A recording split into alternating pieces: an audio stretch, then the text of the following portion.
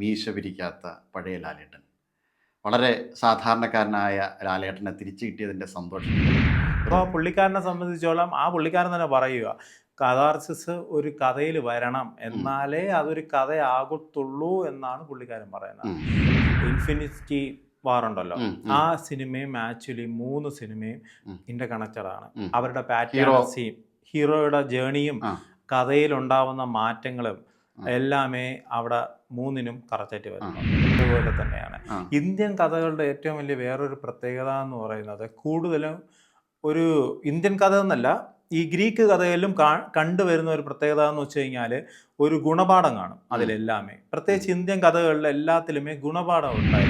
ഒരിക്കലുമേ കഥ എന്ന് പറഞ്ഞ സാധനം അല്ലെങ്കിൽ സിനിമ എന്ന് പറഞ്ഞ സാധനം നമുക്ക് ഇൻഫ്ലുവൻസ് ചെയ്യുന്നില്ല എന്നൊരിക്കലും പറയാൻ പറ്റത്തില്ല. അതൊരു ടൂളാണ്. മനുഷ്യന്മേൽ വേറൊരാളുടെ ഒരു ഐഡിയോളജി ഇൻജെക്ട് ചെയ്യാൻ വേണ്ടിയിട്ട് അത് യൂസ് ചെയ്യാൻ പറ്റുന്ന ഒരു പ്രൊപ്പഗാൻഡ ആക്കാൻ പറ്റുന്ന ഒരു ടൂൾ തന്നെയാണ് സിനിമ.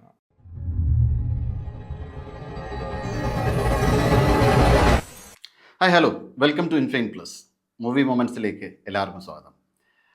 മലയാളികൾ ഇന്ന് വളരെ സന്തോഷത്തിലാണ്. പഴയ ലാലേട്ടനെ തിരിച്ചു കിട്ടി. അമാനുഷികനല്ലാത്ത മീശ പിരിക്കാത്ത പഴയ ലാലേട്ടൻ. വളരെ സാധാരണക്കാരനായ ലാലേട്ടനെ തിരിച്ചു കിട്ടിയതിൻ്റെ സന്തോഷത്തിലാണ്. റിവ്യൂവേഴ്സ് ഒന്നടങ്കം ഒരു നെഗറ്റീവ് പോലും പറയാനില്ലാതെ തിയേറ്ററുകളെ പൂരപ്പറമ്പാക്കിക്കൊണ്ട് തുടരും വലിയ ചർച്ചകളിലൂടെ മുന്നോട്ട് കൊണ്ടുപോയിക്കൊണ്ടിരിക്കുകയാണ്. സാധാരണ സിനിമയെന്ന് പറഞ്ഞു വന്ന് ഒരു അസാധാരണ സിനിമയായി തിയേറ്ററുകളെ ഇളക്കി മറിച്ചു. നമ്മുടെ വിഷയം അതൊന്നുമല്ല. നമ്മുടെ വിഷയം ഒരു മൂവി ഡീകൺസ്ട്രക്ഷനാണ്. മൂവിയുമായി ബന്ധപ്പെട്ട, സിനിമയുമായി ബന്ധപ്പെട്ട സമഗ്രമായി അതിൻ്റെ എല്ലാ തലങ്ങളെയും സ്പർശിച്ചു കൊണ്ടുപോകുന്ന ഒരു ചർച്ചയാണ്. അപ്പം നമുക്ക് വിഷയത്തിലേക്ക് നേരിട്ട് കിടക്കാം. ഹലോ, നമസ്കാരം.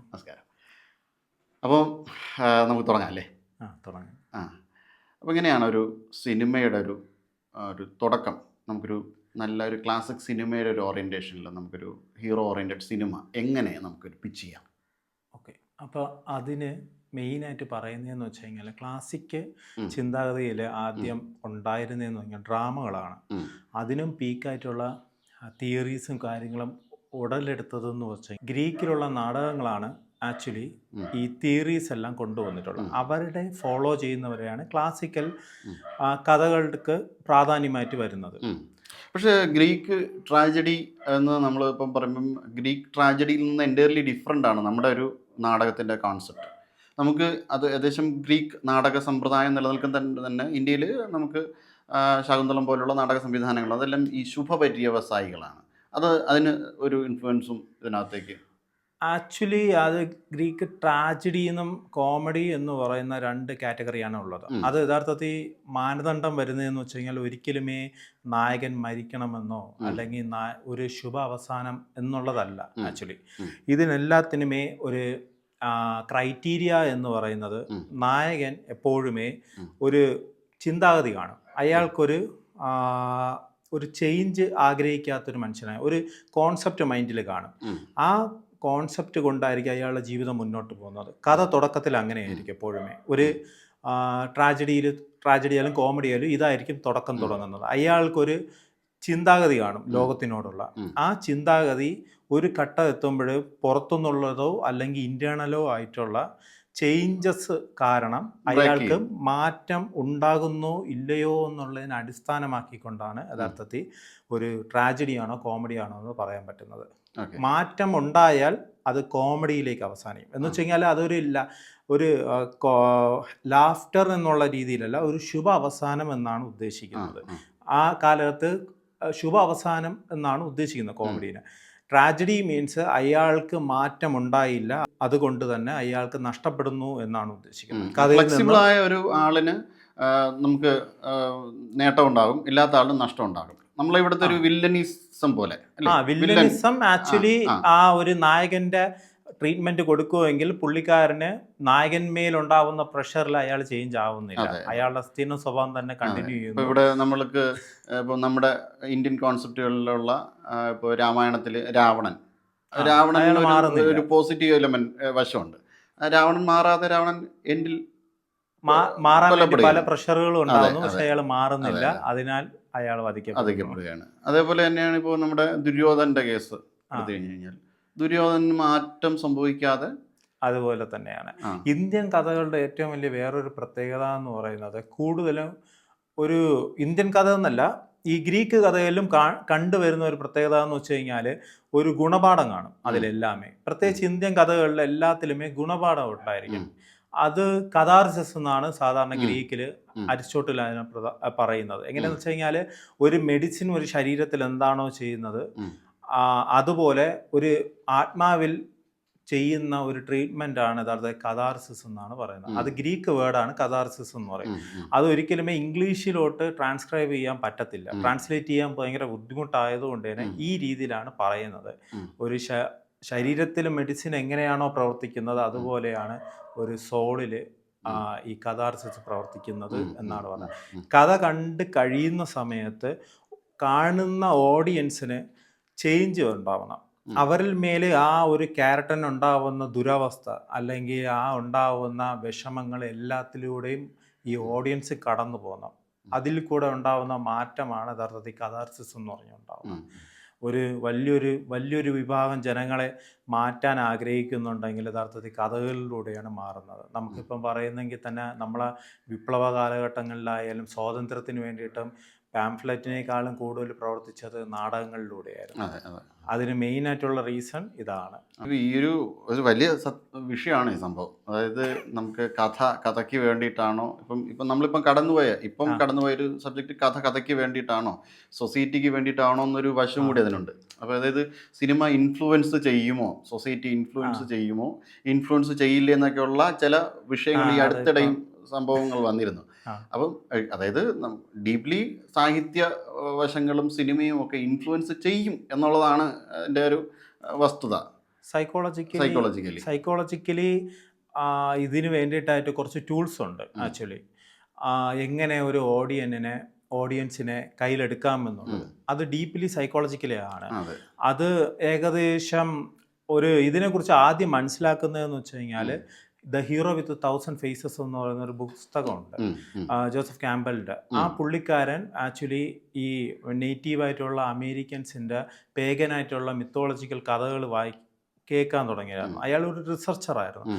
അപ്പോൾ അതിൻ്റെ ഭാഗമായിട്ട് പുള്ളിക്കാരൻ ഈ സ്ഥലങ്ങളിൽ പല പല കഥകളും, ഈ ക്രിസ്ത്യൻ കഥകളായാലും പഴയ കാലത്തുള്ള പേഗൻ കഥകളും എല്ലാത്തിലും നോക്കിയപ്പോൾ ഒരു കോമൺ ആയിട്ടുള്ള ഒരു ഹീറോയും കോമൺ ആയിട്ടുള്ള തന്നെ ഒരു കഥയുടെ ഒരു പാതയും ഉണ്ടായിരുന്നു, ഒരു പാത്തുണ്ട്. അതിലൊരിക്കലുമേ മാറ്റം വരുന്നില്ല. സ്ഥലങ്ങൾ മാറുന്നു, ടൈം മാറുന്നു, പക്ഷെ ഈ ഒരു പാറ്റേണിന് ചേഞ്ച് വരുന്നില്ല. അപ്പോൾ അതിനെ അടിസ്ഥാനമാക്കി അയാൾക്ക് ക്യൂരിയോസിറ്റിയിൽ അയാൾ എഴുതിയൊരു ബുക്കാണ് ഹീറോ വിത്ത് 1000 ഫേസസ് എന്ന് പറയും.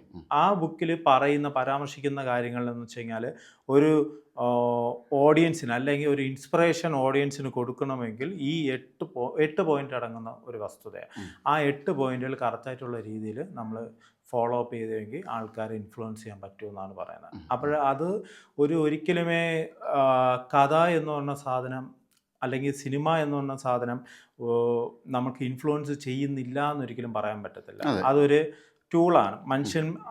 മനുഷ്യന്മേല് വേറൊരാളുടെ ഒരു ഐഡിയോളജി ഇൻജെക്ട് ചെയ്യാൻ വേണ്ടിയിട്ട് യൂസ് ചെയ്യാൻ പറ്റുന്ന ഒരു പ്രൊപ്പഗാൻഡ ആക്കാൻ പറ്റുന്ന ഒരു ടൂൾ തന്നെയാണ് സിനിമ. പക്ഷേ ഒരു വിഷയം അതിനകത്തുള്ളത്, ഇപ്പോൾ നമ്മളിപ്പോൾ ഗ്രീക്ക് ട്രാജഡിയെ കുറിച്ചൊക്കെ പറഞ്ഞല്ലേ, ഇപ്പോൾ ഗ്രീക്കിലെ നാടകങ്ങളിൽ ചില നാടകങ്ങൾ അതിൻ്റെ കൊടുമ്പിരി കൊണ്ട് നിൽക്കുന്ന സമയത്ത് സൂത്രധാരൻ, എൻ്റെ മെയിൻ സംവിധായകൻ പ്രത്യക്ഷമായിട്ട് ഇത് നാടകമാണ് എന്ന് അതിൻ്റെ ആ രസച്ചരട് നമ്മൾ ആ കണ്ടുകൊണ്ടിരിക്കുന്ന ഇമോഷനെ ബ്രേക്ക് ചെയ്യാമെന്ന് കേട്ടിട്ടുണ്ട്.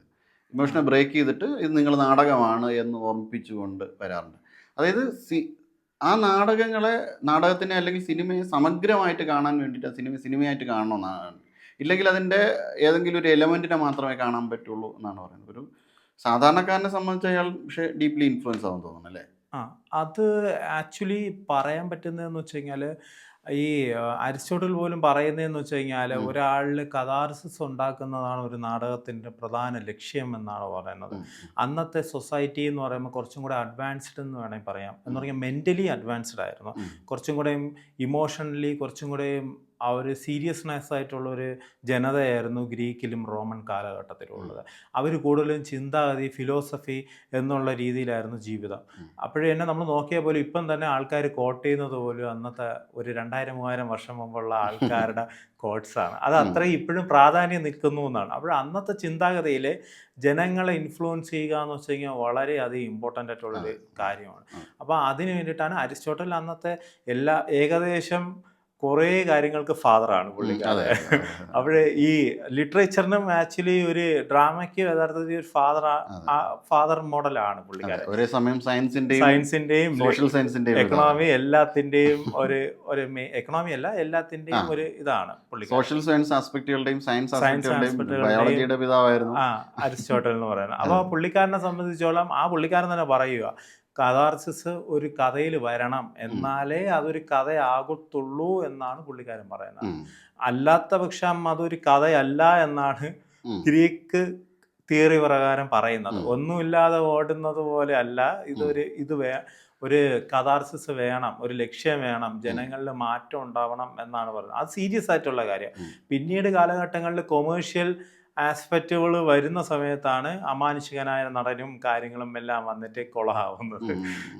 അപ്പോൾ ഇതിൽ നിന്ന് നമുക്കിപ്പം നമ്മൾ സബ്ജക്റ്റിലേക്ക് മാത്രം നിന്ന് കഴിയുമ്പോഴത്തേക്കും ആൾക്കാർക്ക് മനസ്സിലാവാത്തൊരു ഘട്ടം. ഇതിനൊരു എക്സാമ്പിൾ വെച്ച് കോട്ട് ചെയ്ത് കഴിഞ്ഞ് കഴിഞ്ഞാൽ അപ്പോൾ നമുക്ക് സിനിമയിലേക്ക് വന്നു കഴിഞ്ഞ് കഴിഞ്ഞാൽ ഇത് കുറച്ചും കൂടെ പെട്ടെന്ന് മനസ്സിലാക്കാൻ പറ്റുമെന്ന് തോന്നുന്നു അല്ലേ? ഏതാണ്? അപ്പം ഈ ഒരു സബ്ജക്റ്റ് നമ്മളിപ്പം പറഞ്ഞുകൊണ്ടിരിക്കുന്ന സബ്ജക്റ്റ് ഒരു പർട്ടിക്കുലർ സിനിമയിലേക്ക് വരുമ്പോൾ അത് കുറച്ചും കൂടെ നമുക്ക് സിനിമയായിട്ട് പറയുന്നെങ്കിൽ ക്രിസ്റ്റഫർ നോളന്റെ സിനിമകളെല്ലാമേ ഇതിന് പ്രധാനമായിട്ടും സിനിമയിൽ ഉപയോഗിക്കുന്നത് ഒരു ഏകദേശം ഒരു 5-6 തിയറീസ് ഉപയോഗിക്കുന്നു. ഹീറോ ഓഫ് ജേണി എന്ന് പറയുന്നത്, സേവ് ദ ഗേറ്റ് എന്ന് പറയും. പിന്നെ 3 ആക്ട് പ്ലേ സ്ട്രക്ചറാണ് എല്ലാത്തിൻ്റെ ബേസ് എന്ന് പറയുന്നത്. 3 ആക്ട് പ്ലേ സ്ട്രക്ചറിൻ്റെ ബേസിലാണ് ആക്ച്വലി ഈ 8 പോയിന്റുകൾ വരുന്ന ഹീറോ ഓഫ് ജേണി എന്ന് പറഞ്ഞ് വരുന്നത്. അല്ലാത്ത പക്ഷം 5 ആക്ട് പ്ലേ സ്ട്രക്ചറിൻ്റെ അകത്ത് വരുന്നതാണ് ഈ സേവ് ദ ഗേറ്റ് എന്ന് പറയുന്നത്. പിന്നെ അല്ലാതെ തന്നെ മെഡിസിനൽ ജേണി എന്ന് പറയും. അങ്ങനെ ഒരു 3-4 തരത്തിലുള്ള പോയിന്റുകളുണ്ട്. അപ്പോൾ അതിനടിസ്ഥാനമായിട്ടാണ് സിനിമകൾ വരുന്നത്. ഇപ്പം മലയാളത്തിൽ പറയുന്നുണ്ടെങ്കിൽ മിന്നൽ മുരളി എന്ന് പറയുന്ന സിനിമ, അല്ലെങ്കിൽ തമിഴിലുള്ള വിജയുടെ മാസ്റ്റർ എന്ന് പറഞ്ഞ സിനിമ, ഇതിലെല്ലാത്തിലുമേ ഒരു സിമിലാരിറ്റി പാറ്റേൺ ഉണ്ട്. പിന്നീട് ക്രിസ്റ്റഫർ നോളന്റെ ഇന്റർസ്റ്റെല്ലാർ ആയാലും, അല്ലെങ്കിൽ മാർവലിന്റെ തന്നെ അവഞ്ചേഴ്സിന്റെ എൻഡ് ഗെയിം അല്ല, ഇൻഫിനിറ്റി വാർ ഉണ്ടല്ലോ, ആ സിനിമയും ആക്ച്വലി 3 സിനിമയും ഇന്റർ കണക്റ്റഡ് ആണ്. അവരുടെ പാറ്റേൺ, ഹീറോയുടെ ജേണിയും കഥയിലുണ്ടാവുന്ന മാറ്റങ്ങളും എല്ലാമേ അവിടെ 3നും കറക്റ്റായിട്ട് വരുന്നുണ്ട്.